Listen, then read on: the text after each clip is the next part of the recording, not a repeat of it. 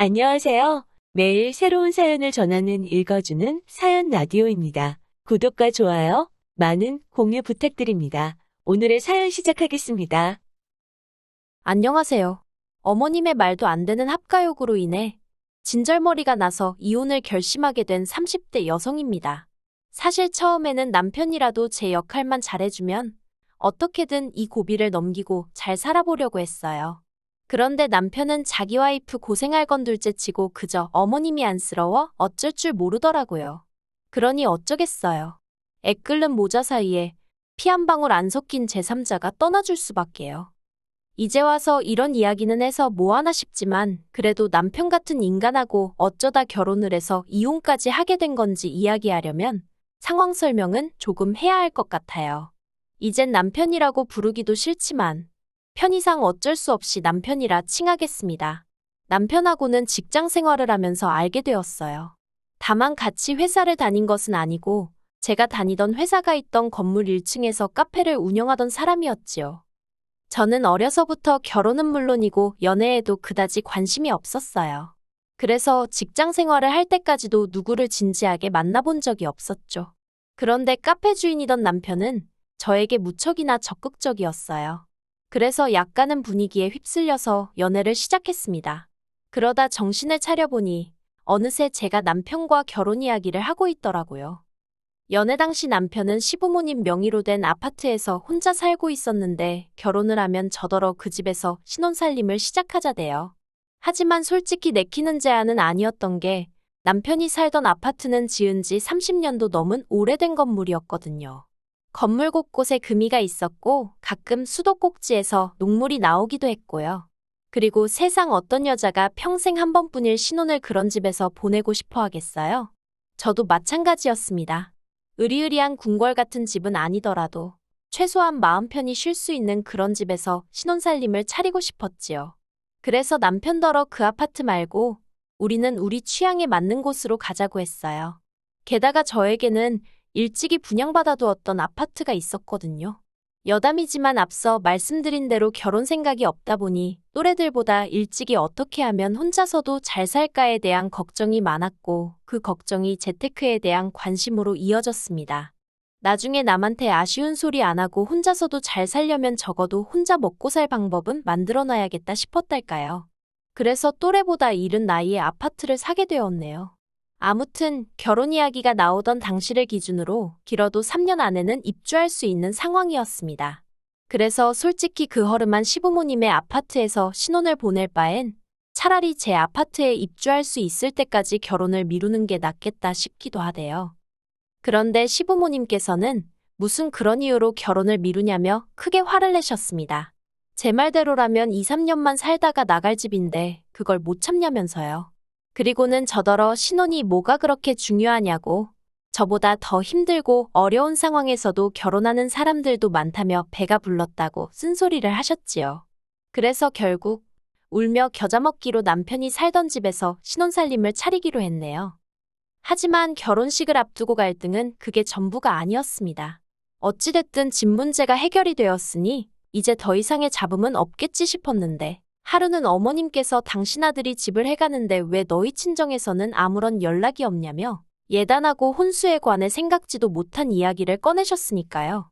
그런데 그때까지도 저는 남편과 상의한 것은 아니었지만 예단에 대해서는 깊이 생각해 본 적이 없었습니다. 솔직히 제가 집을 해가는 상황이었으니 예단까지 해야 하나 싶었거든요. 그런데 어머님께서는 예단으로 어머님과 신우가 할 명품백 2개와 골드바를 요구하시대요. 뿐만 아니라 낡았으면 어떠냐고 2, 3년만 살고 나갈 건데 하시던 분이 리모델링 얘기를 꺼내셨지요. 당신이 알아봤는데 4천만 원 정도면 새 집처럼 고칠 수 있다면서 현찰로 4천을 주면 당신이 아는 분에게 고쳐달라 하시겠다나요? 게다가 저더러 어쨌든 신혼집이니 가전도 새로 좀 바꿔오라며. 정말이지 이 모든 이야기를 듣는데 어찌나 황당하고 어이가 없었는지 몰라요. 말문이 막힌다는 게 이런 거구나 싶었죠. 그래서 제가 어머님께 따지고 보면 저희가 들어갈 신혼집은 어머님 아버님 명의로 된 집이지 남편 집은 아니지 않냐고. 그런데 저는 제 명의로 된 말 그대로 제 집을 들고 간다고. 그런데 왜 제가 예단의 혼수에 리모델링까지 해야 하냐고. 이건 말이 안 되는 것 같다고 했어요. 그리고 이런 식이면 결혼은 못한다고도 말씀드렸고요. 그리고 지금도 그때를 생각하면 사람이 어떻게 결혼 전으로 이렇게 달라질 수가 있을까 싶은데 결혼은 못한다는 제 말에 남편이 보인 반응은 뜻밖이었습니다. 사람이 순해서 어디 가서 도통 싫은 소리를 하는 걸 본 적이 없었거든요. 그런데 어머님더러 예단을 받고 싶으면 예물을 먼저 주시라고 하더니 가전제품도 다 멀쩡한데 뭐하러 새로 사냐면서 나중에 새 집으로 이사 갈 때 장만하면 된다고 짜증을 내는 거예요. 게다가 자기 명의도 아닌데 리모델링을 왜 해라 마라 하시냐며 그러면 뭐 아파트를 자기 명의로 바꿔주실 거냐고 따지더라고요. 그러자 틀린 거 하나 없던 남편의 말에 어머님도 더는 뭐라 할 말이 없으셨는지 아이고 세상에 소리만 몇 번을 되뇌이시대요. 그리고 그런 남편의 모습을 보고 있자니 한마디로 이 남자 믿고 살아도 되겠구나 싶었죠. 그래서 우여곡절 끝에 남편과 부부의 연을 맺었습니다. 하지만 어머님과의 관계는 있는 대로 나빠졌던 탓에 어머님은 계속해서 남편의 눈을 피해 저를 미워하시고 못마땅해 하시더라고요. 뭐가 됐건 간에 저랑 관련된 일이라면 전후 상황 상관없이 불만이 가득하셨고 흠잡기에 여념이 없으셨지요. 그리고 저도 사람이다 보니 그런 어머님을 만나면 기분이 상하고 감정 소모하는 게 너무 힘들었어요. 말 그대로 웃는 낯에도 침을 뱉으시는 어머님이셨으니까요. 그래서 조금씩 어머님과 만나는 횟수를 줄여갈 수밖에 없었네요. 한편 결혼한 지 2년째 되던 해에 아버님이 돌아가셨습니다. 원래도 아버님이 지병이 있으셔서 결혼을 서두른 감이 없잖아 있었는데 결국 세상을 떠나셨어요. 그리고 시부모님이 생전에 인꼬부부 같은 타입은 아니셨는데 그래도 아버님이 돌아가시니 뭐랄까 어머님이 힘들어하시는 게 눈에 보이더라고요. 그리고 그런 어머님을 보면서 남편도 무척이나 괴로워했고요. 그래서 그런 남편을 위해 어머님을 향한 제 개인적 감정은 잠시 뒤로 하고 어머님을 챙겼습니다. 어색하긴 했지만 그래도 어머님을 모시고 좋은 데 가서 식사도 하고 쇼핑도 다니고 제 나름대로 최선을 다해서 살가운 며느리가 되어드리려고 노력했어요. 그래도 싫은 소리와 불평불만은 여전하셨지만 그럴 때마다 고마워하는 남편을 생각하며 참고 참았습니다. 그런데 제가 혹시 괜한 짓을 했던 걸까요? 솔직히 어머님이 저에게 고마워하셨으면 했던 것도 아니고 어머님 좀 챙겼다고 유세 부리고 생색낼 생각도 없었습니다. 하지만 호의가 계속되면 권리인 줄 안다더니 어머님은 제가 잘해드리면 잘해드릴수록 저에게 요구하시는 바가 많아졌습니다. 어디 호텔이 식사가 맛있다더라. 누구네 며느리는 뭘 사다 줬다더라. 그래서 결국 질려버린 제가 다시 어머님과의 사이의 거리를 두기 시작했어요. 그리고 그런 와중에 제 명의의 아파트로 이사를 하게 되었습니다. 원래 저희가 살던 집은 시댁에서 차로 20분이면 닿을 거리였는데 이사를 가게 된 곳은 차로 1시간 남짓 걸렸으니 저로서는 숨통이 트이는 기분이었죠. 하지만 어머님께서는 왜 그런 동네에 분양을 받았냐, 꼭 이사를 가야 하냐 하며 온갖 잔소리를 하시더니 결국엔 당신도 같이 이사를 가면 안 되겠냐 하시더라고요. 아버님 돌아가신 이후로 혼자 지내려니 적적하고 외로우시다면서요. 하지만 저는 그런 어머님의 앓는 소리에도 불구하고 그 자리에서 합가는 어렵다고 딱 잘라 말씀드렸습니다.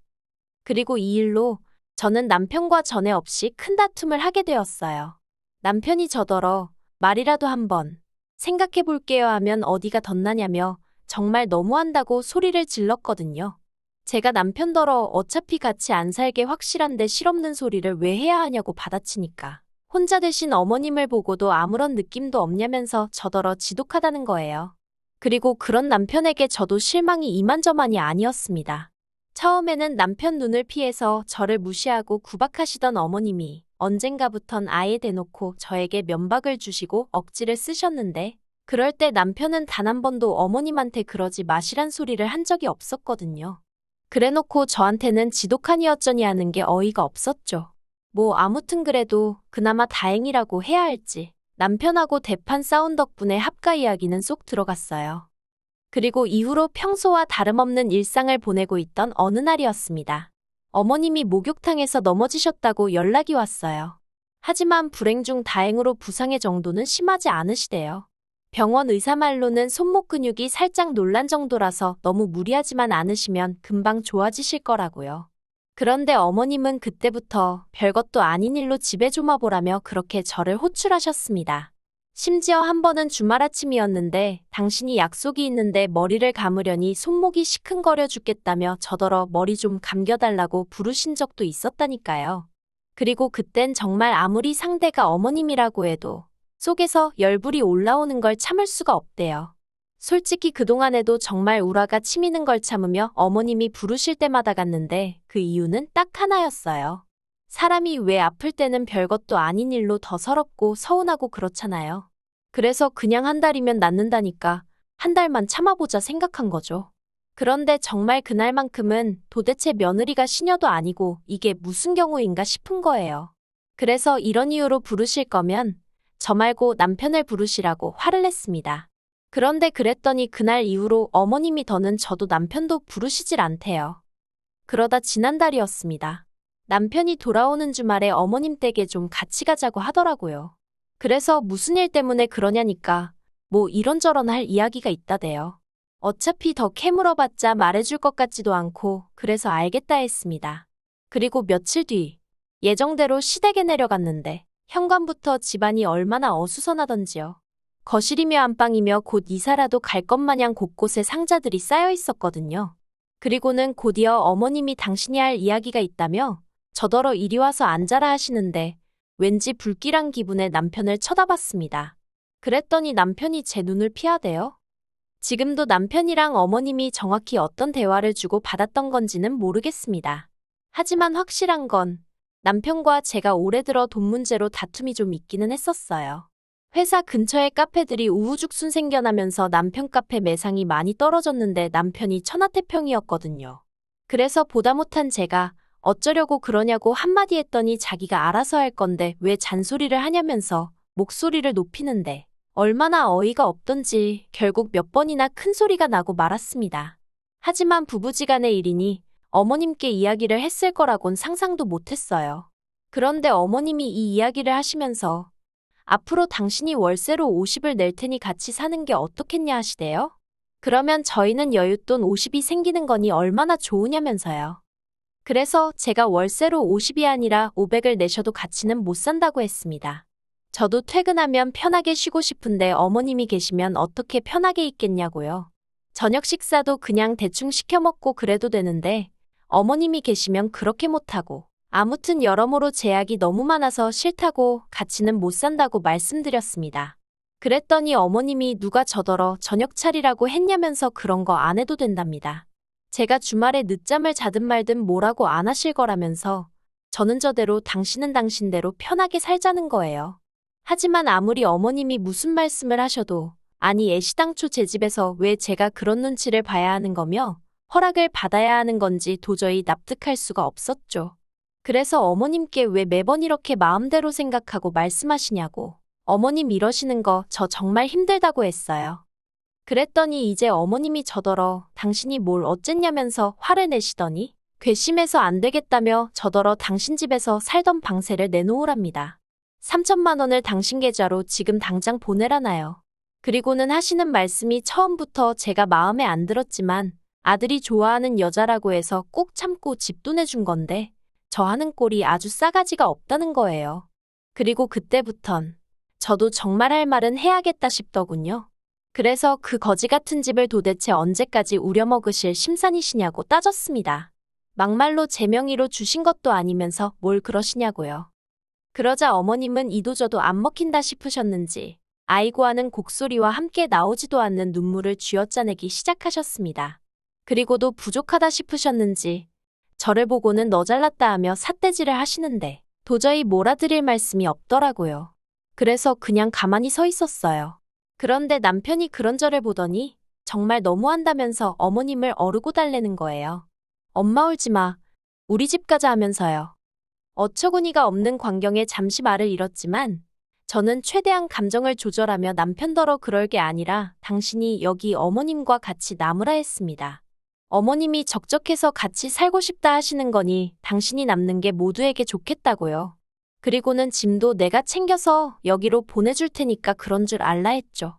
그렇게 당황한 남편이 어정쩡하게 행동하는 사이에 저는 제 차 끌고 집으로 와버렸습니다. 그리고는 여행용 가방에 미친 듯이 남편 짐을 때려넣기 시작했어요. 생각할수록 어이없고 괘씸해서 엄마 울지 말고 우리 집 가자? 짜고 치는 고스톱이 따로 없다 싶더라니까요. 그리고 이튿날 날이 밝기가 무섭게 용달차 불러서 남편 짐이란 짐은 숟가락 젓가락까지 실어서 시댁으로 보내버렸습니다. 그리고는 남편에게 이참에 어머님 옆에서 오래오래 붙어 있으면서 효도하고 지내라고 했어요. 당신 말대로 불쌍하신 어머님, 언제까지 혼자 계시게 할 수는 없지 않냐고요. 그랬더니 남편이 저더러 전화에다 대고 미친 엑스냐며 어떻게 이따위로 나오냐고 생난리를 치대요. 그래서 제가 당신이 어제 어머님 챙기는 거 보니까 알겠더라고. 당신한테 필요한 사람이 내가 아니라 어머님인걸. 그러니 내가 알아서 빠져준다는데 왜 난리냐고. 저도 지지 않고 응수했지요. 그랬더니 남편이 어이가 없다면서 후회하지 말라고 알겠답니다. 저더러 혼자 잘 먹고 잘 살라면서 못돼 처먹었네 그러는데 순간 이상한 감정이었어요.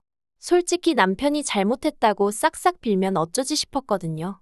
그러면 봐줘야 하나? 봐주면 또 이런 일이 생길 텐데 하고 걱정스럽기도 했고요. 그런데 오히려 지가 더 큰 소리를 내면서 알겠다고 하니까 어이가 없었다고 해야 할지 아쉬운 건 아닌데 허탈하고 황당했달까요.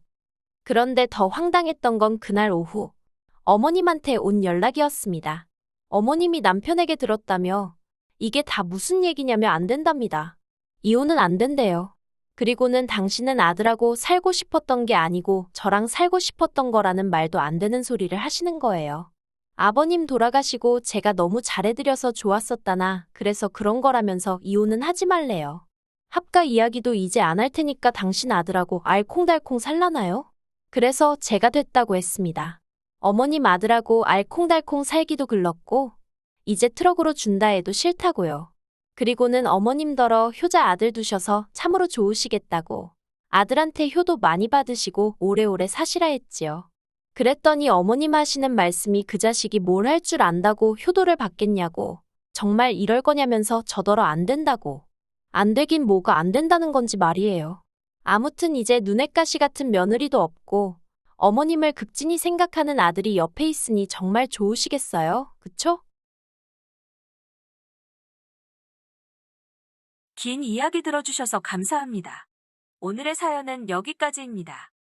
구독과 좋아요, 알람 설정해주시면 앞으로 더 좋은 사연으로 찾아오겠습니다. 감사합니다.